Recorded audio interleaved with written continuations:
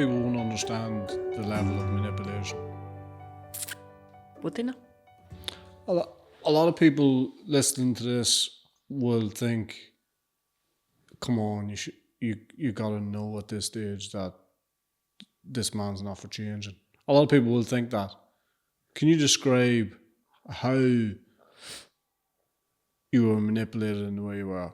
And this is coming from somebody who manipulated a lot. I was a controller and a manipulator through my addiction.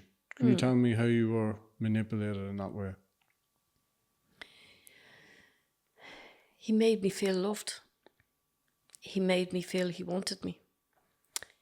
He made me feel it was going to be perfect. He made me feel that he was sorry, that he'd never ever do it again, and look at the wonderful children we have, and look at the wonderful life we could have, and convinced me that I was the mad one, and convinced his family I was the mad one. If his family were to say it, they'd say, we always thought you were the mad one, Nicola. He'd come back and tell us some weird shit about you, about what you'd done and what you said. So he wasn't just manipulating you, he was manipulating the people around as well. Oh, totally. His sister, I have a wonderful relationship with his sisters and his mother and all today. And they do all say, and they today would still say, Nicola, we're so sorry. We're so sorry we believed everything that he said. And you're such a nice person. And I'm saying, I was always a nice person. I just recently haven't become a nice person. But I suppose with his mother, I can say it's her son. Do you know, like, you're always going to protect your children. No matter what they do or say, you're going to try and protect. And believe. And believe it, because you want to believe. You don't want to believe that you reared somebody that could do so much. Same way as you wanted to believe that this was it. And can you tell people what was the final point of no return for you? Was when I started working on myself, and he was back gambling again. And I said to you, he would always time around events, and it was coming up to Christmas, so he always knew I wouldn't do it to the kids for Christmas. And I always remembered the day. The fight was gone from me. And he came into the bedroom, and I just stood there, and I just said to him, I'm sorry. I said, I just can't do it anymore. I said, I know I love you, and I know you love me, and I have no doubt in my mind that we love each other, but I can't do it anymore, and you have to go. And I said it in such calm. It wasn't get your bags and get out. It was just, I was done. There was nothing left of me. Nothing. When I got through Christmas, I said, you can do this. You can actually do this. And I did it. And every night he'd come, because he was putting his children to bed and he was putting his children asleep. And then he walked in one day and he says to me, by the way, I was losing my home at this stage. I forgot the main thing. Because of his gambling? Because of his gambling. The debts were just unbelievable. So the house was going to be repossessed. It was the starting of it, of the mortgage not being paid. He'd stepped in. Was he going to tell you that? Oh, he came in and he says, this is my home too. And I said, I know. I said, but it's not going to be a home for much longer because the banks are coming for it and blah, blah, blah. And then he says to me, I want your solicitor's name because my solicitor wants it. And I said, that's fine. I said, just give me your solicitor's details and I'll get my solicitor to get in touch with yours. I hadn't even got a solicitor at that stage, but I knew he most certainly hadn't got one either. So then I rang my sister and I said, I need to talk to somebody. I need to talk to a solicitor. I need to figure this out. And at this stage, Alan was living in his car because his parents weren't taking him back this time. And I actually didn't care where he was or what he was doing. The one thing my mother said to me was, don't cancel that health insurance on him. Keep paying the VHI because he might want help one day, Nicola. And I said, but that's more that bills that I have to pay. And she said, don't do it to him. Don't take that right away from him. Like, people still cared for him after everything that he had done. But anyway, I never cancelled the VHI. And next of all, I'm getting a phone call from the Rutland Centre asking me would I attend an assessment with him. And I went, no, I'm done. I don't care what he does or wants to do. I'm not going. But then the usual, the curiosity, I suppose. And I went with him and I said, you're on your own. There's the health insurance, I'm not coming, I'm not doing this confrontation, I'm not being part of it. I've been here, done this, and I'm not doing it again. And he went in, and then I got a phone call from the counsellors saying it's in his best interest if somebody of the family came to confront him.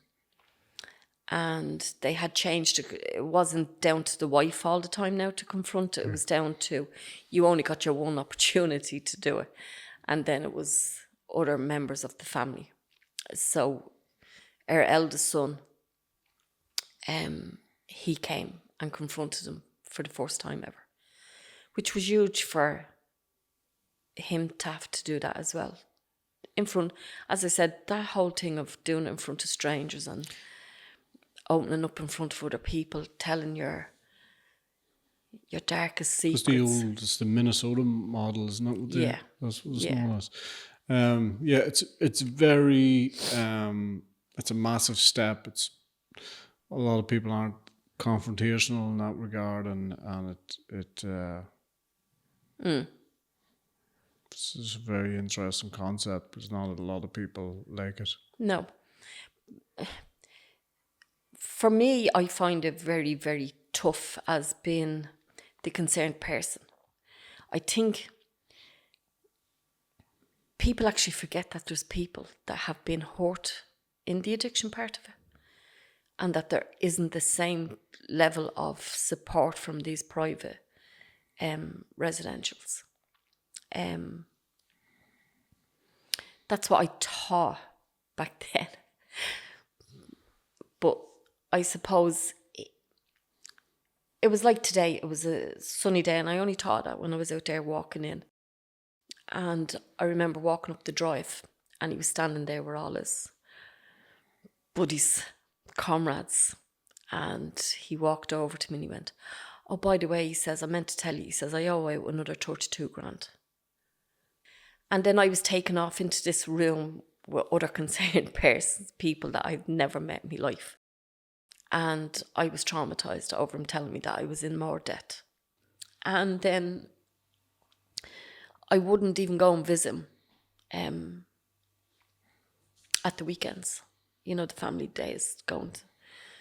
No, that to me was a way of saying that I forgive him again if I go visit him. And I wasn't in a forgiven state of mind anymore. I was still actually done. I was still actually so over it. And then we had a meeting before he left the Rutland. And because I knew he was coming out to be homeless, I told him he could come home. Not as a husband, not as... Yeah. It was just somewhere where he was going to be. And I suppose the difference this time was I went to the CP group in the Rutland. And I think that saved me. I think that saved us. He went to his aftercare.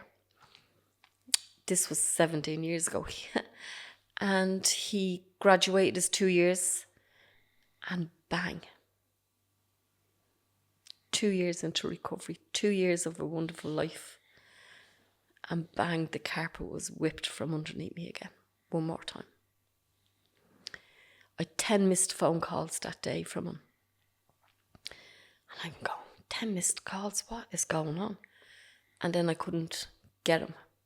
And I rang our son and I said to him, do you know where your dad is? I said, I can't get him. And he said, he's in work or wherever. And I said, he's not answering his phone. I said, I've 10 missed calls from him. I said, I don't know. And the vans were tracked at the time. And my son got on to whoever and tracked his van, and it was at a casino out in Blanchestown. And I remember getting into the car and driving and going in. It was the first time I ever went actually looking for him, to hunt him down. And when I say the vengeance, I smashed the place up. The anger that came into me. And what I was taken back by it all was everybody else sitting on them poker machines, not one person lifted their head up from them machines. Not one person. You had this raving lunatic of a woman coming in to smash a machine that her husband was on, and everybody else was still sitting there doing whatever they do on their flashing lights or their... I still couldn't tell you what they do in them machines. And he got into his car and he drove, and I drove all the way behind him. And as I'm driving behind him, I wanted to die. And I was talking to the counsellor out to Rutland, and I said, I really just I didn't want to have to do it all over again. The counsellor talked me around, and he was so good, so good. And he said to me, maybe you should come back to your CP group, Nicola. And this was on a Friday. And at this stage, then there was already somebody from his aftercare group already sitting at the house waiting on him. And they took him, and he went back to his meeting that night and everything else. And I really didn't know where I was going or what I was doing. I entered back into the CP group. And then from the CP group, I said, this isn't working. This is not working. Him over in his own aftercare group, me being here. We were at times asked to go into the same group. And then eventually I said, I'm going into his group. This is... And I remember telling him I was going into his group, and all of a sudden he had a pain in his head. Oh, I'm not well. I'm not. And I said, well, either way, I'm going. And then for another year and a half, the two of us done an aftercare group together. And I remember one of the occasions he turned around and he says, life is wonderful and it's this and it's that and da-da-da. And I turned around and says, well, I don't know what house he's living in, because it most certainly isn't the same house that I'm living in. And from that moment, I suppose that's where both our recovery started. And he's now 15 years free of a bit and hasn't drank either. And who's Nicola? And Nicola, you brought me back to a rare, raw places and being a bit emotional. I'm great. I really am doing good. I still always, although I say I'm good, it never leaves you. I'm not going to lie. I'm not going to say a little seed of doubt sometimes. If something's out of place, if he's not home at... Are you hypersensitive or... Yeah. Like he still goes to his meetings 3 or 4 nights a week. I don't interfere with. That's his life. That's his recovery. That's his program. Wherever. I don't interfere. I don't ask. For the first few years, I suppose I was very resentful to that he had another life. Yeah. That he had other people that I don't necessarily know. I go to his PIN for every year in recovery. Yeah. I've refused over the years to give him that PIN, because you normally get a family member to come to the meeting to give you the PIN. Yeah. To me, it's like acceptance if I give it to him. And I gave it to him last year for the first time in the last 15 years. I gave it to him. But I also said I feel I should be getting the PIN also, because he's not the only one that has done this journey. I'm very grateful for the recovery that we have. We have a wonderful life, really and truly. We didn't lose the house. I had to declare bankruptcy. But the difference now is I know I can do it on my own. I don't financially depend on him. He eventually has his own. The day of him coming and asking me for €5 to buy a cup of coffee, his own wages gets paid into his own account. I gave all that back to him because I just said I can't keep doing this. This is your responsibility. You pay them bills, and if they're not paid, that's on you. And he has successfully done well in his job. Yeah, like the kids love him. His grandkids adore him. We've 2 grandkids. Our son got married there 3 weeks ago, and it was wonderful. The things that our son said about us was magnificent. And like, I apologised to my eldest son only a few months ago. I said to him, if there's ever anything that you need to say to me, because I suppose where that opportunity was never given to me by my parents, they never apologised. Do you have to apologise? I think we have to acknowledge some sense of what we've done. Yeah. I apologised for any wrong that I had done. And he says to me, Ma, you done what you could do.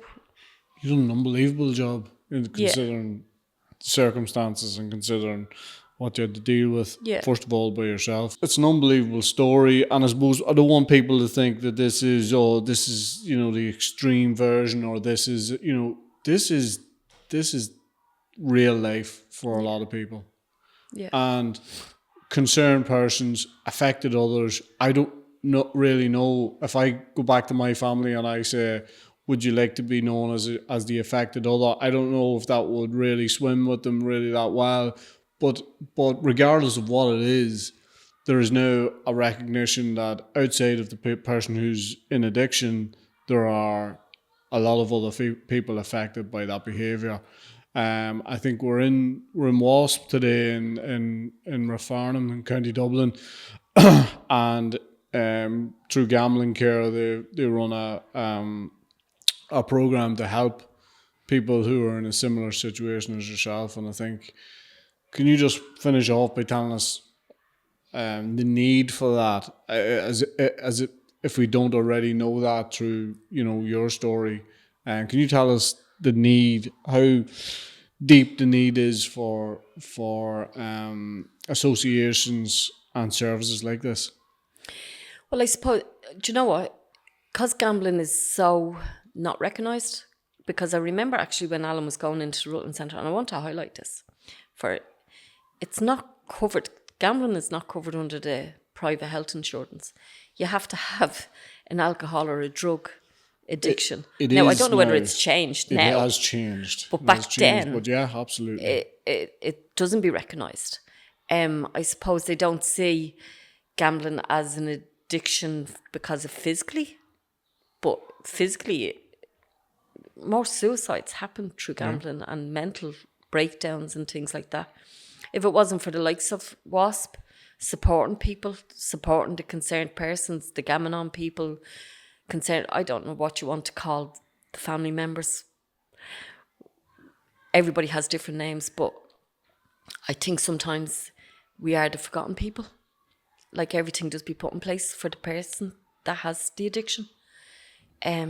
I always still feel that there's more work can be done for families. If the resources were put in, if the funding was put in to help. I mean, I can hear kids out there now, like, how many of them kids are going home to situations that necessarily, they probably don't want to go home, because, believe it or not, I used to be a very sporty child person, and the reason why I done sports was because I never wanted to go home. Yeah. And if it wasn't for the likes of these groups setting up And I know they're not resourced. There's not enough funding to go into them. I really just feel that families can easily be put to the sideline, where they really shouldn't be. Yeah. And funny, it's the first time I've ever heard anybody say that, as well as the person who's picking up their pin to signify a year or 2 years or 20 years, whatever it happens to be, that the family member who's affected or family members should be alongside them picking up some sort of pin and maybe even a medal or something more significant. Yeah. But I find that a really, really good idea. Maybe somebody will latch on to that and take it and run with it. But Do you know what? I just want to say one thing. yeah, The shame is what prevents us from coming forward, because we think that we've done something wrong. And it's not nothing to be ashamed of. It really isn't. Because when recovery becomes part of you as a concerned person, nobody can take that away from you. Nobody. brilliant point. Yeah. And a good note on which to finish. Yeah. Thanks, Nicola. No problem.